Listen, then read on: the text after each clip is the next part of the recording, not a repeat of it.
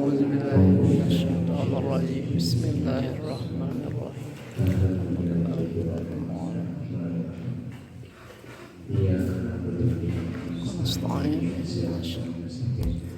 Terima kasih kepada Bapak Acan, Bapak Hasan. Acan. Selanjutnya adalah cara ice breaking yang akan dibawakan oleh Bisa dan kepadanya di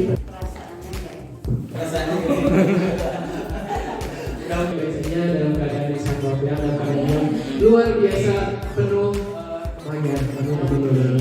Karena kita masih dalam rangka event sekolah penggerak ya, saya mau yel-yel ya tadi sekolah penggerak sudah kita pemanasan olahraga dulu sedikit aja.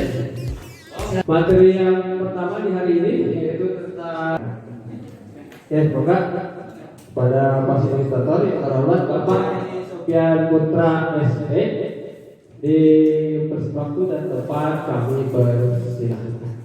Ya, terima kasih Pak Ferry. Thank you. Ahmad Suwandi, MDKOM SPD. Assalamualaikum warahmatullahi wabarakatuh. Waalaikumsalam warahmatullahi wabarakatuh. Bapak Ibu yang dirahmati oleh Allah Subhanahu wa taala, kita akan lanjut di IHT Sekolah Penggerak masih dalam materi tentang pendidikan yang memerdekakan. Kemarin di termin pertama, di session pertama kita masih memulai dari diri. Nah, sekarang kita akan masuk ke session kedua, yakni eksplorasi konsep. Nah, ini. Jadi sebelum saya masuk ke eksplorasi konsep, saya ingin melihat salah satu dari hasil karya Bapak Ibu, ya tanggapan kemarin. Saya lihat di Google, di email yang sudah masuk itu banyak ternyata, tapi belum semuanya. Baru 1, 2, 3, 4, 5, 6, 7, 8, 9, 10, 11 yang sudah masuk. Yang lainnya mungkin masih loading atau mungkin masih belum terkirimkan. Nah, ini Bapak Ibu, saya akan mencoba menuju salah satu.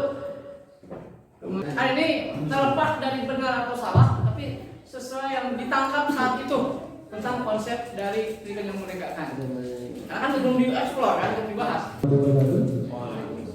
Saya akan mencoba memberikan jawaban dari pertanyaan yang sebelumnya sempat ditanyakan oleh Pak Ferry, yaitu mengenai filosofi pendidikan yang memerdekakan. Pertanyaan pertama, apa yang Anda ketahui mengenai filosofi pendidikan menurut Ki Hajar Dewantara dan mohon dijelaskan. Di sini saya menjawab, mudah-mudahan tidak terlalu melenceng. Filosofi pendidikan menurut Ki Hajar Dewantara adalah pendidikan yang mengikuti zaman dan dinamis, sehingga pendidikan bukanlah sistem yang stagnan, namun fleksibel dan mengikuti kodrat zaman. Seperti pembelajaran anak zaman generasi X atau kelahiran tahun 70-an akan berbeda dengan anak generasi Alpha kelahiran tahun 2010 yang berada dalam lingkungan teknologi. Itu untuk yang pertanyaan nomor 1. Apa dibaca semua? Boleh. Untuk pertanyaan yang kedua, apa yang dimaksud dengan pendidikan yang memerdekakan menurut Anda? Jawaban saya di sini, pendidikan yang memerdekakan menurut saya adalah pendidikan yang memberikan keleluasaan di dalam belajar tanpa ada tekanan yang menghambat proses pembelajaran itu sendiri. Itu menurut saya. Terus yang ketiga, apakah saat ini pembelajaran yang dilakukan di sekolah Anda sudah merdeka? Dan tolong jelaskan. Untuk beberapa poin seperti pemberian waktu yang fleksibel di sekolah kita, terus pemberian materi yang disesuaikan dengan kebutuhan peserta didik maupun pemberian kesempatan untuk menguasai materi secara penuh, itu bisa dibilang sekolah kita sudah mulai mengaplikasikan pembelajaran yang merdeka, mudah-mudahan. Dan yang terakhir, menurut Anda mengapa kita perlu membahas pendidikan yang memerdekakan di pertanyaan ini? Mengapa? Karena menyesuaikan dengan filosofi Ki Hajar Dewantara yang tadi ya, mengenai pendidikan yang mengikuti kodrat zaman. Dunia pendidikan selalu bertujuan untuk meningkatkan kualitas generasi penerus, dan untuk meningkatkan kualitas generasi penerus, pembelajaran pun harus menyesuaikan dengan kebutuhan zaman di mana generasi penerus itu berada, agar bisa survive dan bisa meneruskan, mengaplikasikan serta mengembangkan ilmu dari pembelajaran pendidikan itu sendiri. Itu semua saya. Oke, bagus sekali. Waalaikumsalam. Bagus. Nah, sekarang sebelum kita masuk ke session kedua, ada waktu 5 menit yang mau menanggapi, yang mau, saya mau coba membacakan buku saya juga. dilaksanakan. Nih, kalau dilihat dari tadi dari yang disampaikan oleh Mr. Darda, sudah mulai kan? Kenapa? Bagaimana sih konstruksi dari pendidikan yang memerdekakan? Apakah benar sudah terabak atau konstruksinya sudah jelas? Terbayang? Nah sekarang kita langsung saja, tidak ada tanggapan yang memanfaatkan 3 menit sisa ini, langsung ke session yang kedua, yang kita akan eksplorasi konsep. Nah di session ini Bapak Ibu akan melihat sebuah tayangan bagaimana kondisi pendidikan zaman dulu. Nah, Zaman kolonial. ya kan? Karena setiap session ada latihan untuk mengecek seberapa jauh kita daya tangkap kita dalam session pembelajaran itu. Ya. Ini akan menggambarkan tentang pendidikan zaman kolonial, sekaligus menjadi pengantar bagi Anda untuk berefleksi kembali perjalanan pendidikan Indonesia dari zaman kolonial hingga saat ini.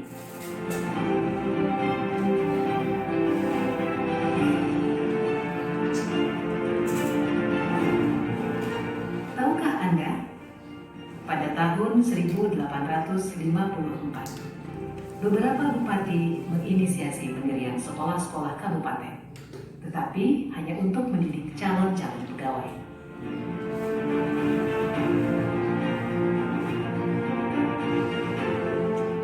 Kemudian tahun yang sama, lahirlah sekolah-sekolah Bumi Putra yang hanya mempunyai 3 kelas. Rakyat hanya diberikan pengajaran membaca, menulis, dan berhitung seperlunya, dan hanya mendidik orang-orang pembantu dalam mendukung usaha dagang mereka. Pemerintah Hindia Belanda memberikan kelonggaran kepada para calon mudir dokter Jawa untuk mendapatkan pendidikan dan pengajaran. Namun, tahukah Anda mengapa? Pada tahun 1920, lahirlah cita-cita baru yang memimpikan perubahan radikal dalam pendidikan dan pengajaran. Dan pada tahun 1922, lahirlah Taman Siswa di Yogyakarta sebagai sebuah gerbang emas kemerdekaan dan kebebasan kebudayaan bangsa. Taman Siswa ada sebagai jiwa rakyat untuk merdeka dan bebas.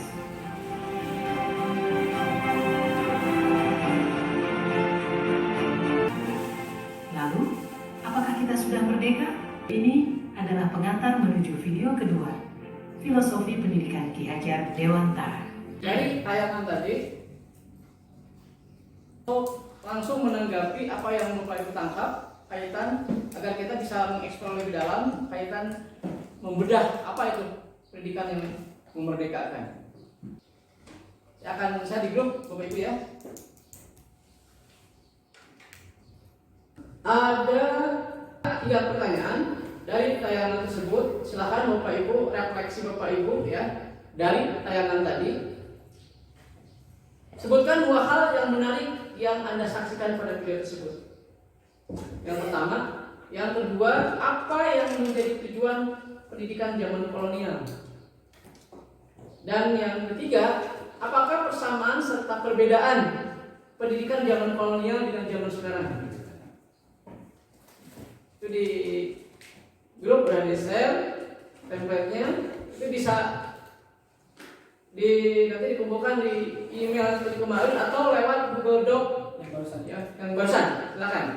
Yang oleh panitia di-share untuk memudahkan untuk nama. Kemarin kan mulai dari diri eksplorasi konsep pertama. Nah, nanti yang kedua, ketiga, keempat yang ada selanjutnya. Eksplorasi konsep pendidikan yang memerdekakan dalam guru nama. Kalau ada yang sudah, boleh mengambil komentar atau bertanya dari sebagian, silakan. Kita akan masuk ke video yang selanjutnya.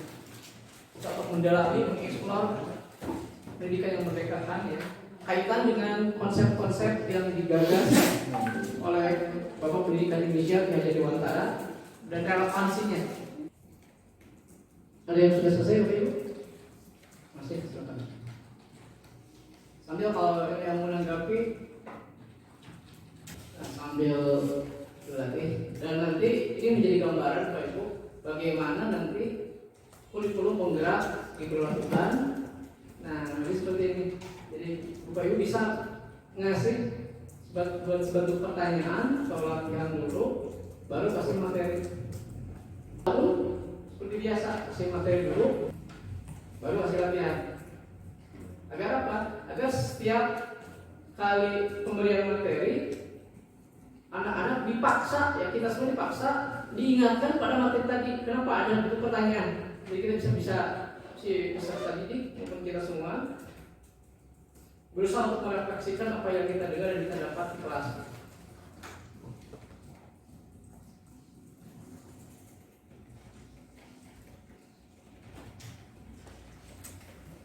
Kalau udah tuh ke yang tadi ya, ke folder yang di HP tadi. Ya. Nah sekarang pun saya akan ngasih beberapa biar bisa mengefektifkan waktu sambil Bapak Ibu nanti ketika yang sudah selesai ya, sambil bisa melihat tayangan di video selanjutnya. Kalau udah bisa punya bayangan bagaimana menyelesaikan, bisa sambil diselesaikan tugas-tugas berikutnya. Nah, tugas berikutnya ya, pertanyaan berikutnya akan saya share ke Bapak Ibu. Bapak Ibu bisa langsung mengerjakan dulu sambil melihat tayangan. Karena kalau setelah tayangan kan kadang-kadang ada jeda waktu ya. Karena di session 2 ini, di bagian ini Bapak Ibu kita akan mencoba mendalami lebih jauh seperti apa yang dimaksud dengan pendidikan yang memerdekakan kan. Dan kita semua secara mandiri akan berproses dengan paparan materi berbentuk video ataupun artikel slide PowerPoint yang berisikan keterangan mengenai pendidikan yang memerdekakan. Nah di setiap bagian ya yang sudah dimulai barusan ya, di setiap bagiannya nanti akan terdapat serangkaian penugasan mandiri Bapak Ibu yang perlu dikerjakan bersama-sama ya, namun mampu membantu kita untuk mendalami pendidikan yang memerdekakan. Jadi tugas-tugas itu adalah menghantarkan kita untuk menuju ke pemahaman di tiap sessionnya. Filosofi Ki Hajar Dewantara. Pendidikan merdeka itu berdaya upaya dengan sengaja untuk memajukan hidup, tumbuhnya budi pekerti, rasa, pikiran, roh, dan badan anak dengan jalan pengajaran, teladan, dan kebiasaan. Jangan disertai perintah dan paksaan. Nah, ini ada penegasan kalau Ki Hajar Dewantara, paksaan. Nah, tentu dalam hal apa kita kondisikan dengan lingkup kita ya. Kalau hal-hal yang bersifat umum ini kita bisa adopt ya. Tapi kalau hal yang prinsipil, syar'i itu enggak juga, enggak mesti hal yang ini jangan paksa ya. Jangan juga. Tapi kalau yang syar'i bentuknya udah pesantren, masa enggak sholat ya paksa harus sholat seperti itu ya. Ini konseptual. Tidak literal, tekstual, tapi konseptual gitu. Ini berdasarkan kuat di atas, tentunya kita bisa mengetahui bahwa pendidikan yang memerdekakan terinspirasi dari pemikiran bahwa pendidikan nasional Ki Hajar Dewantara. Bagian-bagian di bawah ini akan membantu Anda untuk memahami komponen-komponen yang menggambarkan seperti apa pendidikan yang memerdekakan. Nah, tadi sudah dimulai ya, video pertama plus juga penugasan. Nah, penugasan selanjutnya yang kedua ketiga sudah saya share di grup, bisa diintip oleh Bapak Ibu. Seperti apa sih kemungkinan nanti akan keluar seperti apa? Yang keluar nanti adalah sebagai bentuk solusi dari penugasan yang dikasihkan sekarang. Oke, tayangan berikutnya. Nah, untuk penugasannya bisa dilihat di grup, nanti pengumpulannya bisa lewat Google Doc tadi ya, yang disampaikan oleh Pak Ferry maupun template yang disampaikan di share oleh Pak Roni tadi. Seperti apa saja. Tapi prinsipnya pertanyaannya ada yang bisa yang saya share tadi, prinsip penugasannya. Nanti bentuknya, formatnya akan kayak mana? Silakan keluar Bapak. Ya enggak. Mau izin menambahkan aja perihal teknis. Silakan. Mohon izin untuk menambahkan perihal teknis tadi penugasan. Jadi teman-teman, kalau format yang awal yang yang saya sampaikan atau yang kami sampaikan itu digugurkan. Nah, yang itu di cancel, ya, form yang di grup itu di cancel. Jadi nanti para pemateri akan mengirimkan format yang sudah mereka bikin sendiri. Nah, jadi Bapak Ibu ngisi yang tadi yang itu, kemudian dikirim ke Google Drive yang seperti tadi Bapak sampaikan. Itu saja, terima kasih. Mohon maaf. Terima kasih Pak Roni. Ini tadi penjelasannya, jadi karena kemarin waktu itu kan secara umum ternyata kan masing-masing session punya karakter masing-masing, ya. Karena ada yang penugasnya cuma satu, ada yang banyak, ada yang ini tergantung kedalaman materi dan kompleksitas materi. Tergantung seperti kita ngajar kan? Ada ngajar cuma sampai ini aja. Ada yang harus ini, kenapa? Karena itu nanti berkaitan dengan beberapa hal pertanyaan seperti itu. Nah sekarang kebetulan yang materi kita adalah pendidikan yang memerdekakan, maka itu akan berkaitan semua, ya kan? Nah ini tagline awal ya, berkaitan dengan materi-materi selanjutnya nanti. Bagaimana untuk di kelas, bagaimana untuk anak, bagaimana untuk satuan pendidikan dan sebagainya. Oke, selanjutnya akan tayangkan sebuah video bagaimana filosofi dan pendidikan Ki Hajar Dewantara. Bapak Ibu bisa simak dan Bapak Ibu bisa langsung menanggapi atau menyelesaikan penugasan yang sudah saya tadi ya, yang dua yang terakhir. Ini kaitan dengan ini untuk menajamkan pemahaman kita, ya, membedah, mengeksplor kaitan dengan pendidikan yang memerdekakan. Kita bersama-sama ya. Setiap tanggal 2 Mei kita memperingati Hari Pendidikan Nasional yang diambil dari hari kelahiran Ki Hajar Dewantara. Melalui pendidikan terlihat seperti apa ceritanya? Ayo teman-teman kita simak bersama. Ki Hajar Dewantara terlahir dengan nama Raden Mas Suwardi Suryadi. Ada dua hal yang ingin saya sampaikan di sini. Pertama, beliau berkata bahwa pendidikan adalah tempat persemaian benih-benih kebudayaan. Pada hal ini, Ki Hajar membuat sebuah koneksi dua hal yang tidak terpisahkan antara pendidikan dan kebudayaan. Dua hal ini adalah satu kesatuan. Menurut Ki Hajar, untuk mencapai kebudayaan yang kita miliki, peradaban bangsa yang kita cita-citakan, pendidikan adalah fondasi atau bahasanya Ki Hajar adalah tempat persemaian benih-benih kebudayaan. Dengan kata lain, pekerjaan yang kita lakukan di pendidikan bukan saja pekerjaan untuk anak bersekolah, ujian hasilnya baik dan lain sebagainya, tapi adalah pekerjaan untuk menjemput kebudayaan yang kita cita-citakan. Dengan kata lain, ini adalah pekerjaan untuk membentuk peradaban. Jadi ini peran yang sangat penting antara pendidikan dan kebudayaan. Dua-duanya adalah satu ikatan yang tidak bisa dilepaskan.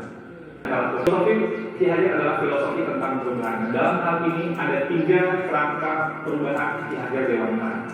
Yang pertama adalah kodrat keadaan.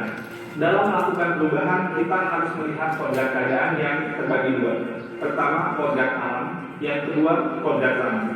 Kodrat alam itu adalah terkait dengan alam tempat di mana masyarakat itu berada. Seperti yang digambarkan oleh Ki Hajar, kalau alamnya daerah pertanian itu berbeda dengan daerah pegunungan atau daerah pantai. Yang 2 musim itu berbeda dengan 4 musim dan seterusnya. Ki Hajar bercerita bahwa kalau orang Belanda melihat orang Indonesia itu boros, karena orang Indonesia alamnya sangat ramah sekali, jadi tidak pernah mungkin berpikir untuk masa depan yang terlalu jauh, karena alamnya selalu menyediakannya. Sedangkan orang Indonesia melihat Belanda itu pelit. Tapi ini Belanda dibentuk oleh alamnya juga, karena dia harus hidup 4 musim, dia harus berhemat, karena nanti ketika datang musim dingin, tidak bisa lagi tumbuh atau petani tidak bisa bergerak. Jadi ini kodrat alam yang membentuk sebuah kebudayaan, kebiasaan sebuah masyarakat. Nah lalu juga ada kodrat zaman, bagian kedua dari kodrat keadaan. Kodrat zaman ini berarti bahwa walaupun alamnya sama, seperti daerah Bandung atau daerah Semarang dan lain sebagainya, itu tidak pernah sama dari waktu ke waktu. Jakarta tahun 1950 berbeda dengan Jakarta tahun 2020 dan akan berbeda dengan Jakarta 2050 dan seterusnya. Masing-masing zaman itu memiliki tantangannya sendiri-sendiri. Pada saat ini tantangan kita adalah bagaimana menjawab revolusi industri 4.0 dan sebagainya. Percepatan revolusi teknologi ini sangat luar biasa dan ini merupakan tantangan yang pada zaman ini sedang kita hadapi.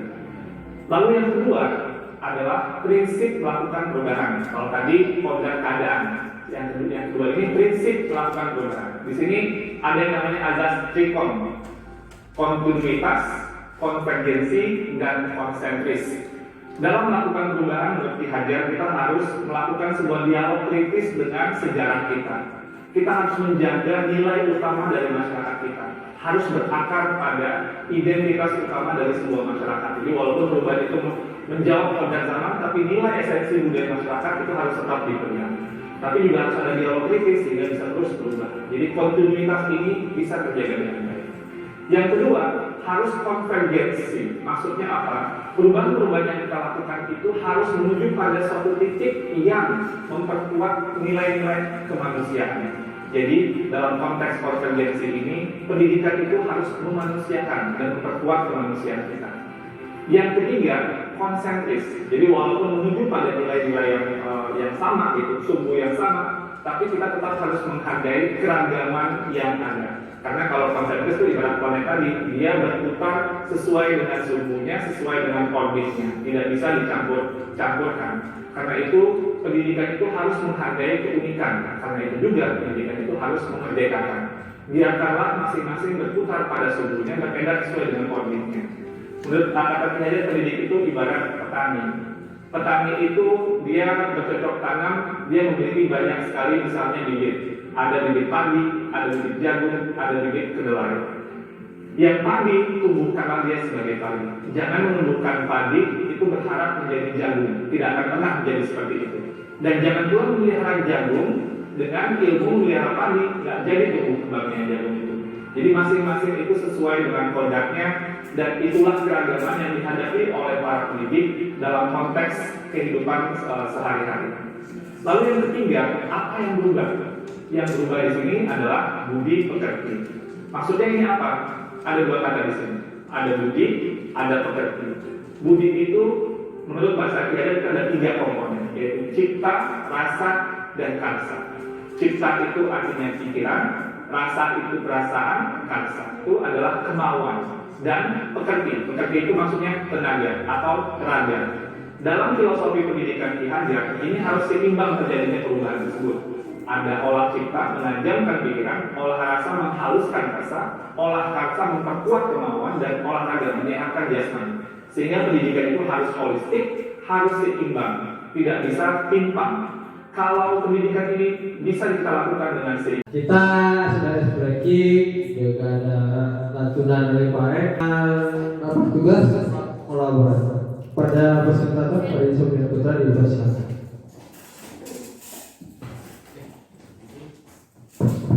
Terima kasih Pak Ferry, Mas Wandies.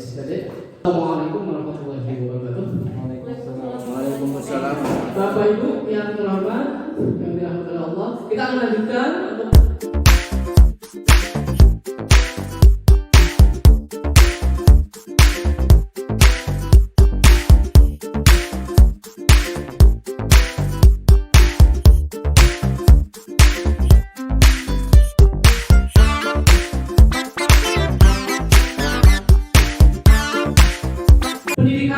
yang memerdekakan ya. Melanjutkan tadi yang kolaborasi. Sebelum kita masuk ke refleksi, kita akan lihat hasil dari kolaborasi Bapak Ibu ya. Sudah dikirim belum? Tapi yang kelompok itu udah rumpun belajar sudah ada, guys.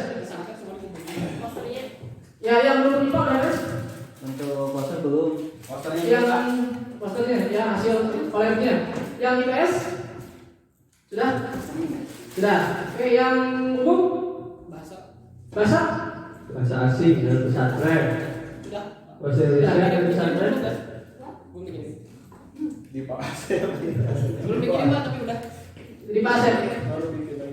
Oh, oke. Ya, yang mau mempresentasikan, yaitu kita harus bisa mengenal peserta didik yang akan kita ajar. Oke, so di sini kami akan mencoba memberikan tips knowing your student, mengetahui murid-murid Anda. As you can see there is a poster. Tips Potensi yang berbeda-beda sehingga ada beberapa kategori yang disimpulkan dalam multiple intelligence, ya. Ada kecerdasan seperti apa di dalam pola lebih banyak lagi. Itu aja. Terima kasih. Assalamualaikum warahmatullahi wabarakatuh. Ya, terima kasih kelompok perwakilan dari kelompok sosial, ya sosial, ya sosial umum. Padahal umumnya di belakang. Ya, karena keluarga itu pada. Ya, terima kasih. Terima kasih tadi yang kelompok bahasa asing, rumun bahasa asing dan IPS ya yang telah mempresentasikan hasil kolaborasinya. Sebenarnya semua kelompok, semua rumpun sudah hanya waktu yang terbatas. Jadi kita batasi, kita hanya punya waktu beberapa menit lagi untuk menyelesaikan di sesi terakhir dari pendidikan yang memerdekakan. Bapak Ibu, kita sekarang langsung masuk ke sesi terakhir dari pendidikan yang memerdekakan. Salah satunya adalah poin refleksi. Tapi sebelum poin refleksi, saya akan sedikit mengingatkan ya, sedikit menyentil hal-hal yang urgent di pendidikan yang memerdekakan. Di antaranya adalah bahwa pendidikan yang memerdekakan adalah pendidikan yang tidak memasung kreativitas anak. Anak berkembang, bertumbuh sesuai dengan potensinya, dan tentunya ada upaya seorang guru, pendidik mewarnai tumbuh kembang anak itu dengan berbagai teori yang telah kita ketahui, telah kita pelajari baik di slide maupun di video. Nah, dan untuk pendidikan yang memerdekakan yang akan kita galang ke depan, salah satunya kalau kita kaitkan dengan filosofi Ki Hajar Dewantara, di antaranya bahwa pendidikan itu harus dinamis, mau berubah, bukan harus dirubah ya, mau berubah. Jadi dari internal unsur pendidikan juga mau berubah. Salah satunya adalah disesuaikan dengan kodrat alam, ya. Di kodrat keadaan ya, kodrat keadaan itu ada kodrat alam dan kodrat zaman. Terus ada prinsip perubahan, 3 hal yang tadi disampaikan juga dari tim kementerian, yakni ada trikon, kontinuitas, konvergensi, ya, dan konsentris. Terus selanjutnya adalah bahwa pendidikan itu titik utamanya, titik simpulnya adalah untuk membentuk peradaban. Jadi kita mendidik anak bukan hanya anak itu bisa sesuatu saja, tapi mampu bersinergi nanti akan membentuk sebuah peradaban ya, peradaban yang kita harapkan di masa yang akan datang. Seperti itu. Itu poin-poin yang bisa saya sampaikan sebelum kita ke refleksi. Nah, refleksi Bapak Ibu bisa lihat di grup ya tentang refleksi terbimbing di sini. Kami harap Bapak Ibu mengisi penugasan terakhir dari poin isian dari refleksi terbimbing ya, kaitan dengan pendidikan yang memerdekakan. Di sana ada beberapa poin yang bisa diisi oleh Bapak Ibu. Kelihatan nggak? Di poin ini, ya Bapak Ibu lihat, mari kita masuk ke sesi pembelajaran keempat pada modul pendidikan yang memerdekakan, yaitu refleksi terbimbing. Pada bagian ini, marilah kembali berefleksi terkait seluruh proses belajar yang sudah kita alami sejauh ini dengan menjawab pertanyaan-pertanyaan sebagai berikut. Yang pertama, sebutkan minimal 3 hal baru yang Anda dapat dari pembelajaran sejauh ini. Baik video tentang bagaimana pendidikan zaman kolonial maupun video tentang filosofi pendidikan menurut Ki Hajar Dewantara. Dan juga apa implikasi filosofi pendidikan Ki Hajar Dewantara ini pada diri Anda sebagai guru. Hal apa yang dapat Bapak Ibu kembangkan untuk bisa menumbuhkan pendidikan yang memerdekakan di kelas Anda, di kelas Bapak Ibu. Terus ya, poinnya adalah ketika kita sudah mengikuti pelatihan ini, ya IHT ini, imbasnya bagi kita ke depan di kelas bahasa jalan ngepek tidak, ada nggak sedikit polesan ya, sentuhan. Setelah kita mengetahui tentang, oh ternyata sekarang ada paradigma baru pendidikan yang dulu kemarin itu begini gayanya, sekarang menyesuaikan. Ada polesan-polesan tertentu setelah kita tahu bahwa ternyata sekarang paradigma pendidikan itu ada paradigma baru, yang ini apa? Dulu teacher oriented, sekarang adalah student oriented. Terus yang poin 5, apa yang sekiranya menjadi tantangan Anda ya Bapak Ibu dalam menumbuhkan pendidikan yang memerdekakan di kelas Bapak Ibu. Yang keenam, apa yang bisa Bapak Ibu lakukan untuk mengatasi tantangan yang Anda jelaskan di poin 4. Berarti ini kan ini yang bisa dikembangkan dan tantangannya apa saja. Tentunya kita disesuaikan, dikondisikan dengan realitas di ya Bapak Ibu. Konektivitas antara materi ini dengan nanti relevansinya di ini. Kira-kira apa sih tantangannya kalau diberlakukan? Apakah berbenturan dengan sistem, kebijakan, atau malah hal-hal teknis? Kalau kita tidak punya ini, silakan. Dan ini juga tidak ada kaitan dengan benar dan salah ya, karena tidak sama. Siswa saja berbeda, ini apalagi guru, ya kan? Bagaimana mencerna sebuah isu, bagaimana mencerna sebuah materi baru, dan mencerna sebuah pemahaman baru berbeda masing-masing, dan juga mengadaptasikannya pun berbeda-beda. Yes, bagi yang sudah langsung dikirim ataupun bisa langsung didiskusikan atau yang ditanyakan silakan kita berbagi chat. Jawaban boleh dalam bentuk seperti ini ataupun juga paragraf. Jadi ini hanya refleksi, ini adalah refleksi dari Bapak Ibu setelah mendapatkan pemahaman atau info terbaru mengenai pendidikan yang memerdekakan. Ini boleh silakan nyamannya Bapak Ibu ya, sekreatif mungkin boleh harapan kami sih kayak blog ya, blog bentuknya buat blog. Akan Bapak Ibu di situ ceritakan apa yang refleksikan apa yang Bapak Ibu dapatkan sejauh ini. Bapak Ibu, kaitan dengan pendidikan yang memerdekakan, kalau dikaitkan dengan filosofi Ki Dewantara, itu tidak hanya terjadi di kelas, tetapi imbas dari kelas. Kenapa? Karena dulu, kenapa Ki Dewantara benar-benar begini sekali perjuangan pendidikan? Kenapa? Karena orientasinya bagaimana Indonesia merdeka, real. Nah, kan? Karena saat itu masih terjajah. Nah, kalau sekarang lebih sempit lagi kita, walaupun dibahasnya nanti meluas juga. Lebih sempitnya bagaimana belajar anak dengan perasaan merdeka tanpa unsur tekanan paksaan yang mengintimidasi fisik maupun psikologis. Nah, kalau sekarang, kalau dulu kemungkinan ya karena untuk merdekanya ini untuk merdeka benar-benar merdeka dari hidup yang terjajah, yang sengsara, maupun merdeka dari bangsa yang terjajah menjadi bangsa yang merdeka. Terus keputusannya dikaitkan dengan konteks zaman saat itu. Ya, jadi Dewantara. Nah, ternyata saat ini pun relevan sekali. Banyak pakar yang juga mengusung filosofis Ki Dewantara diangkat kembali untuk lebih didalami dan diimplementasikan. Walaupun sebenarnya dari zaman dulu pun semenjak Indonesia berdiri, ya tahun 45, filosofis Ki Dewantara tetap dipakai karena Ki Dewantara sebagai salah satu menteri pertama dengan pendidikan menjadi bapak pendidikan Indonesia.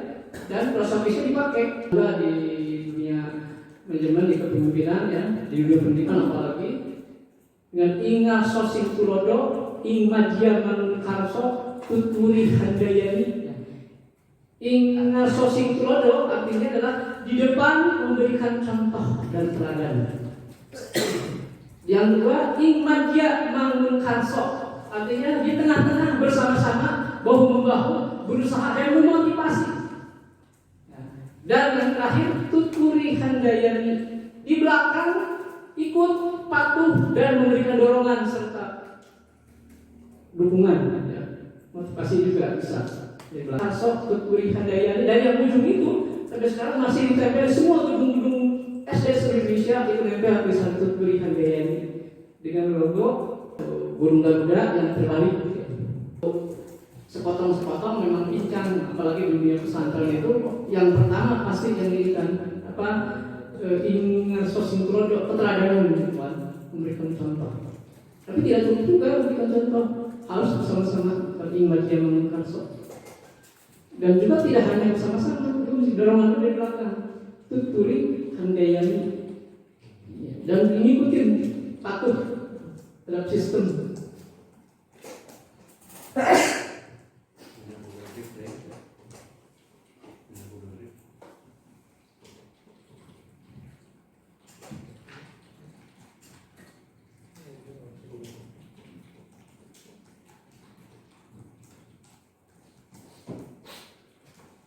Pertanyaan yang nomor ini nomor 4 nomor 6 ya.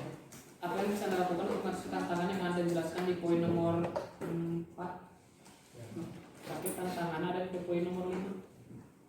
Jadi apa yang bisa Anda lakukan untuk mengatasi tantangan yang ada di poin nomor 4? Nomor 4 itu hal apa yang dapat Anda kembangkan untuk bisa menumbuhkan pendidikan yang memerdekakan. Nah ini kan bisa nomor 4. Tantangannya apa? Tapi yang nomor 5 ada juga ya? Iya. Apa yang sekiranya menjadi tantangan Anda dalam menumbuhkan pendidikan yang memerdekakan di kelas Anda? Iya. Apakah yang nomor 4 atau memang itu nomor 5? Karena tantangan di sini kan yang nomor 5 yang dijelaskan tantangan tersebut di nomor 5. Ya. Ini redaksional dari pusatnya nomor 4 ya. Dan kemarin kita nomor 4 lengkap ini dia. Jadi hal-hal yang dapat kita lakukan ya kalau dibaca ya, kalau kita baca nomor 45 itu sama aja sih. Jadi ketika boleh itu tantangan di tempat-tempat itu kan untuk menumbuhkan pendidikan yang memerdekakan ya. Nomor 5 pun di kelas sebenarnya sama-sama menumbuhkan kan gitu. Ya menurut saya sama saja gitu, nomor 4 atau 5 nya bedanya kalau nomor 4 itu lebih spesifik, itu pun juga sama di kelas ada dua-duanya juga menumbuhkan ya. Jadi baik nomor 4 atau 5 itu dua-duanya menumbuhkan kan, menumbuhkan. Jadi yang ditanyakan di sini ya bagaimana caranya mengatasi tantangan untuk dua hal tersebut gitu. Jadi mau nomor 4 atau nomor 5 sama. Ya. Soalnya kan disebutkan mengatasi tantangan, sementara kan nomor 4 kita jawabnya pengembangan apa yang akan kita lakukan gitu. Ya, nomor 4 kan kita membuat hal-hal yang untuk mengembangkan kan. Tentu saja juga ada tantangannya kan. Nah, diperjelas lagi kan di nomor 5 itu apa tantangannya lagi ya. Jadi kalau salah redaksi misalkan ya itu nomor 5 ataupun nomor 4 bisa saja. Kalau dilihat di detail, nomor 4 itu adalah langkah-langkah awal untuk mengembangkan. Setelah langkahnya ada, ditumbuh lebih di blow up lagi poin 5, menumbuhkan yang sudah diinisiasi di nomor 4 dan kurang berjalan, bukan lebih berjalan. Nah tantangannya apa? Nah, tapi bisa juga yang pakai yang nomor 5 tantangannya itu kan berarti yang sudah ada kan? Nah, ini yang menginisiasi yang nomor 4 maka menginisiasi awal langkah ya. Ya, enggak salah. Nah ini karena ini merdeka, kita merdeka saja, tidak ada jawaban yang mutlak pasti ya. Selama itu rasional dan membawa maslahat maka tidak. Itu. Karena panas Al-Quran yang mutlak.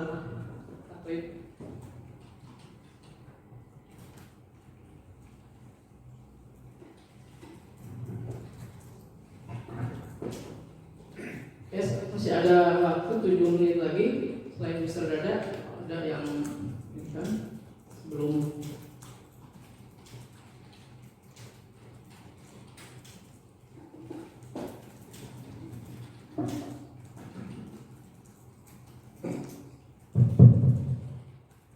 Dan sedikit saya review lagi yang kemarin di awal sempat saya sedikit contoh kaitan bahwa pendidikan zaman dulu kadang dulu harus didapat ya, apa saya sempat ngomong begitu.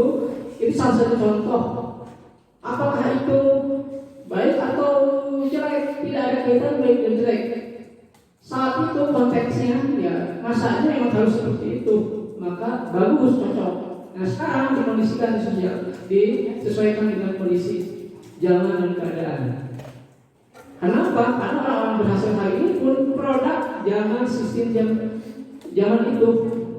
Nah sekarang ketika nilai-nilainya masih bisa ditekankan apa tidak, tetapi cara dan metodenya disesuaikan dengan zaman sekarang. Nah kalau seperti dulu terus dapat dan tidak sedapat dianggap tidak memperhatikan, sekarang mungkin tidak sesuai lagi seperti itu. Bukan berarti yang itu salah, benar pada zaman itu. Nah sekarang pun masih benar ketika konteksnya memungkinkan seperti itu. Ya, karena lagi bahwa sistem pendidikan itu adalah metamorfosa, terus melakukan perbaikan penyempurnaan. Sampai kapan? Ya sampai manusia tidak ada seperti itu. Terus melakukan penyempurnaan. Dan yang sekarang bukan berarti menghapus yang lama, penyempurnaan yang sudah ada. Bolong-bolongnya, kelemahan-kelemahannya apa? Dan kalau kita cermati nanti masih ada ya hal-hal yang kurikulum yang lama yang masih dipakai, hanya kemasan bahasa yang disesuaikan sesuai dengan konteks.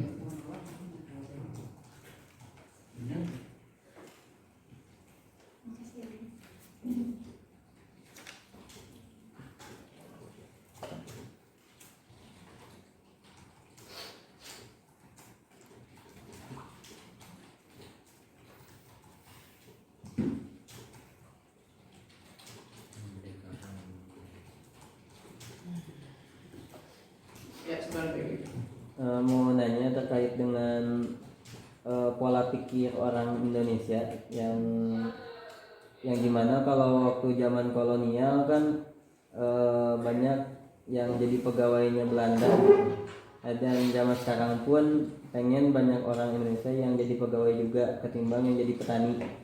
Nah, apa berarti pendidikan output hasil dari pola pikir yang zaman kolonial sampai sekarang itu masih bertahan, atau emang sebelum zaman ada Belanda pun emang pola pikir orang Indonesia seperti itu? Ya, ini ya saya tanggapi langsung bahwa kalau lihat dari kacamata sejarah ya, ada artefak, ada sosial fact. Sosial itu adalah peninggalan yang sifat sosial yang kasat mata, yang tidak mata, itu membekas dari generasi ke generasi. Contohnya, di setiap forum pasti orang Indonesia itu melanjutkan tradisi dulu ketika jahat terjajah. Sejak zaman Hamangawai, Kakain, Alima di Pangkarawe, di kampung maupun di kota, siswa ataupun guru, ternyata itu genetis diturunkan dari guru kita. Kenapa kan mengeluarkan itu? Karena dulu ketika masa penjajah tidak boleh hidup di depan. Di depan itu adalah orang Belanda, keturunan Eropa, atau keturunan asing. Inlander itu disamakan, malah ketika di jalan Braga itu disamakan dengan anjing. Inlander maupun anjing tidak boleh lewat jalan Braga dulu ketika jalan Braga kali sepanjangnya Indonesia seperti itu ya. Jadi saking rendahnya bangsa kita tidak boleh hidup di depan, dan itu membekas. Jadi sekarang pun mau jangan hidup di depan, itu buat petinggi, buat gede. Nah sekarang pun itu menurun sampai kita saat ini. Terus kaitan dengan kerja ya, sekolah untuk kerja. Nah, kalau dulu memang seperti yang tayangan tadi, sekolah diadakan agar apa? Produknya itu punya skill yang nanti dimanfaatkan oleh kalangan industrialis kolonial. Dulu itu pabrik-pabrik ya, maupun pengusaha-pengusaha yang ada kaitannya dengan kolonial, baik Cina, keturunan Arab maupun Eropa zaman dulu itu. Nah sekarang gimana? Sekarang ada sedikit berbeda karena sekarang keadaan yang berkuasanya bukan bangsa asing, tapi bangsa sendiri. Hanya tantangannya untuk bertahan hidup sama. Kalau dulu bertahan hidup terpurukkan karena dijajah, sekarang untuk bertahan hidup terpurukkan karena bangsa kita belum benar-benar bebas merdeka. Ada keterbatasan ya bangsa kita untuk mesejahterakan rakyatnya, hingga apa yang pastinya soal untuk kerja. Ya makanya tidak hanya itu ternyata ya sekarang kita polisi itu anak didik kita. Yuk kita sekolah kalian tidak hanya untuk kerja, apalagi kalau saya sedikit mencatut referensi lain ya, bahwa kalau ingin kaya jangan sekolah. Bukan. Kalau ingin pintar boleh sekolah. Kenapa? Kalau ingin kaya usaha saja, ya kan? Terus bisnis saja kalau ingin pintar ya sekolah. Tetapi kalau sekolah benar, kenapa? Dia tahu secara terukur, ya jelas. Ketika susah pun dia akan terlalu susah, tetapi kaya pun tidak akan sangat kaya, kecuali memang dia tahu seperti itu. Nah, karena bisa kita lihat ya, jarang profesor yang kaya, pasti yang tidak sangat tinggi yang kayak itu. Kenapa? Karena yang sangat tahu, sangat pintar, sangat tahu resiko, jadi nggak mau berpindah, tahu resikonya. Nah seperti itu. Jadi dan kebetulan ini di pendidikan yang memerdekakan bahwa tadi kalau mau kaya jangan sekolah ya sekolah, tapi jangan tinggi amat. Kalau benar kaya banget gitu. Tapi ya usaha jelas, bisnis apa bank atau peternakan tuyul dan sebagainya itu. Nah kalau untuk pintar boleh sekolah, dan beda sekolah sama pintar dengan berilmu. Kalau pintar ketika ditanya bisa, kalau berilmu ya ketika dibutuhkan ya dipakai, tapi ketika dibutuhkan nggak dipakai. Karena ilmu itu seperti yang celana di medsos, ya, seperti celana dalam, penting tapi tidak untuk dipamerkan seperti itu. Ya, penting ilmu itu tapi tidak untuk dipamerkan. Seperti kayak celana dalam sangat penting. Itu bedanya pintar dan pintar. Ya itu saja barangkali sedikit guyonan yang mudah-mudahan berisi guyonannya untuk session dari refleksi terbimbing kaitan dengan pendidikan yang memerdekakan. Karena waktu sudah habis, karena dilanjutkan nanti ke session berikutnya. Dan penugasannya silakan Bapak Ibu di share saja ke link yang sudah tersedia. Dari saya secara pribadi yang memfasilitasi pendidikan yang memerdekakan, mohon maaf jika ada sesuatu baik sengaja maupun tidak yang itu ternyata salah dan tidak tepat, itu karena kesalahan saya secara pribadi. Ketika ada benar, itu hanyalah tentang inspirasi ataupun dari Allah Subhanahu wa taala. Terima kasih, kalau lebih mohon maaf. Wassalamualaikum warahmatullahi wabarakatuh. Waalaikumsalam.